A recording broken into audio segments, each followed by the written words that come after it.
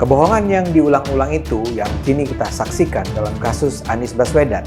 Ada dugaan kelebihan bayar dalam pengadaan anggaran Formula E, terutama soal komitmen fee. Ya, gini, biar nanti diklarifikasi, nanti Anda baca statement resminya. Berarti siapa yang nentuin nanti Pak? Yang menentukan itu ya FEO, IMI, Japro, 3 itu. Oke. Iyalah, masa lokasi. Tapi menarik sih buat clickbait kemarin.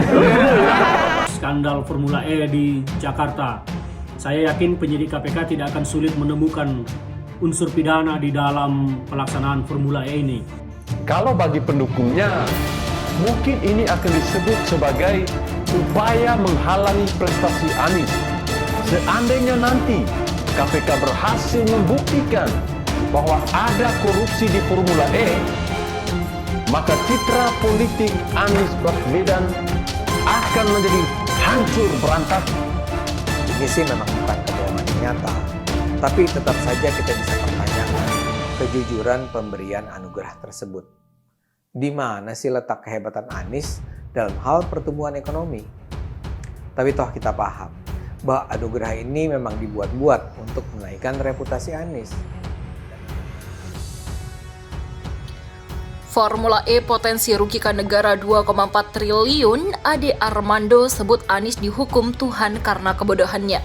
Ajang Formula E adalah cara semesta menghukum Anies Baswedan tanpa dibayangkan semula ajang balapan berskala dunia ini akan menjadi salah satu warisan terburuk Anies.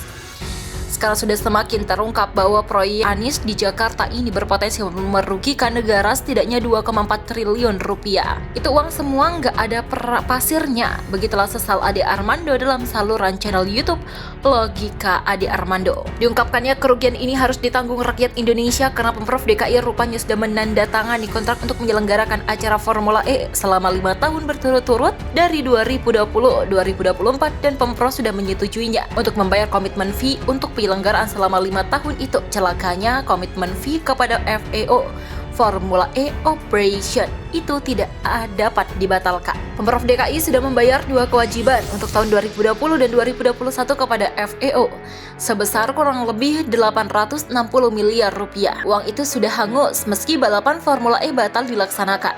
Tapi masih ada 3 kali kewajiban yang masih harus dibayarkan sebesar kurang lebih 1,5 triliun. Nah, itu juga akan hangus kalau balapan Formula E tidak akan diselenggarakan di tahun 2022, 2023, dan 2024. Anies memang sudah menginstruksikan agar pada Juni 2022 nanti di Jakarta tetap berlangsung ajang balap mobil elektrik itu.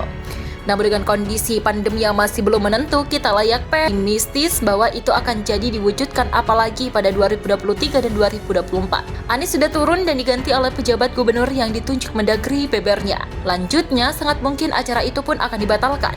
Jadi gara-gara kedunguan Anies, uang rakyat sebesar 2,4 triliun akan lenyap begitu saja. Potensi kerugian sebesar ini seharusnya bisa diketahui secara resmi oleh rakyat melalui penjelasan Anies. Tapi Anies terus berusaha menutupinya. Sampai-sampai PSI dan PDIP harus berusaha menggalang suara sesama wakil rakyat di DPRD untuk mengajukan hak interpelasi kepada Anies untuk menjelaskan persoalan Formula E. Tapi itu nampaknya akan gagal karena dikompakan fraksi-fraksi yang entah kenapa sudah bersepakat untuk tidak mengganggu kenyamanan Anies. Tiba-tiba saja kini beredar sebuah surat internal Pemprov DKI yang menunjukkan berapa besar uang yang harus dibayarkan negara ini sebagai komitmen fee penyelenggaraan Formula E.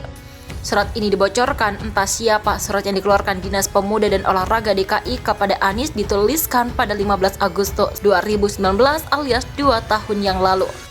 Jadi rupanya ada pihak yang semakin enak dengan kebisuan Anies. Dia membocorkan surat lama itu kepada wartawan agar publik tahu tentang blunder fatal Anies. Dalam surat itu dikatakan Pemprov DKI wajib membayar komitmen fee penyelenggaraan ajang balap Formula E.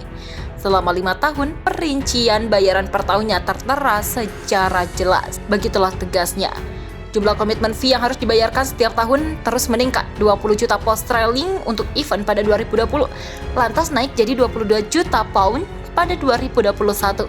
Naik lagi menjadi 24 juta pada tahun 2022, lantas jadi 26 juta pada 2023, dan 29 juta pada 2024. Seperti dikatakan di awal, totalnya selama 5 tahun itu Pemprov harus membayar sekitar 122 juta pound sterling alias 2,4 triliun rupiah.